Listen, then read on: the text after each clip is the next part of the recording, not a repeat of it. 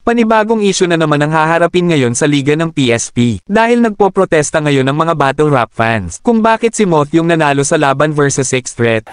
Kaya nga, naalala nyo, kaya nga laban ko kay Ram, tinawag ko sang Tom ng Tom and Jerry. Yun ang sulat kong na-highlight. Kasi ang pusa ay maraming buhay at yun ang nakuha ko in hindsight na 3 beses ka nang pinatay at kung susundin yung timeline, dadagdagan na lang niya ng 6 nang maubos na yung 9 lives!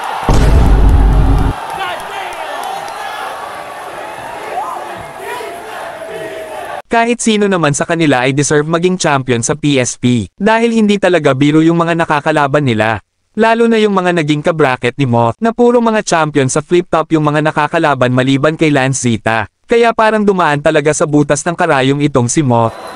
Tas magyayabang ka ngayon, keso ikaw nagbubuhat sa amin? O ba't sa flip-top, di mo nagawa yun? Yung kahambugan mo, subukan natin. Opisyal kitang hinahamon sa bagay na pinagdamot mo nga rin. Gawin ulit natin to sa ahon, mag-ubusan tayo ng hangin.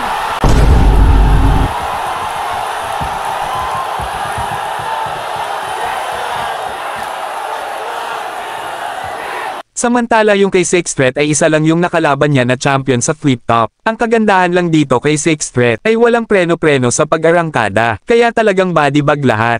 At kung i-compare natin yung performance nila, mas malinis at mas maganda talaga yung mga laban ni Sixth Threat kesa dito kay Moth. Kaya talagang deserve din sana ni Sixth Threat maging champion sa PSP. Pero sa totoo lang, pinanood ko yung laban ko kay Shay. Alam mo yun, hindi ko ramdam kung ako'y nanalo ba. Pero di ko rin masabi na ako'y natalo niya. Ang punto ko'y kaya kong tanggapin yung mga tagilid na laban at ako'y aminado pa. Ang tanong, sa laban mo kay J Black, Pistol, Lanceta, tingin mo panalo ka? Pero pagtapos kong panoorin yung laban na to, ang napansin ko lang kay Moth ay masyado mahaba yung mga rounds niya. Tas ang advantage pa sa kanya ay siya yung nanalo sa coin toss, kaya pinauna niya si Sixth Threat mag-perform. At dahil siya yung huling babanat, so ang mangyayari ay parang masasapawan na yung mga linya ni Sixth Threat, lalo na sa mga ganong laban na sobrang dikit. Advantage talaga yon sa isang MC na ikaw yung huling babanat. Pero hindi pa tapos yung throwback, meron pa akong trivia na another.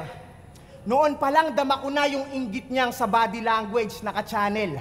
2017 isa buhay finals. Ako'y nagpa-practice todo hassle. Sa sulok kung saan ako naroon, bigla tong nagpagulong ng bottled water.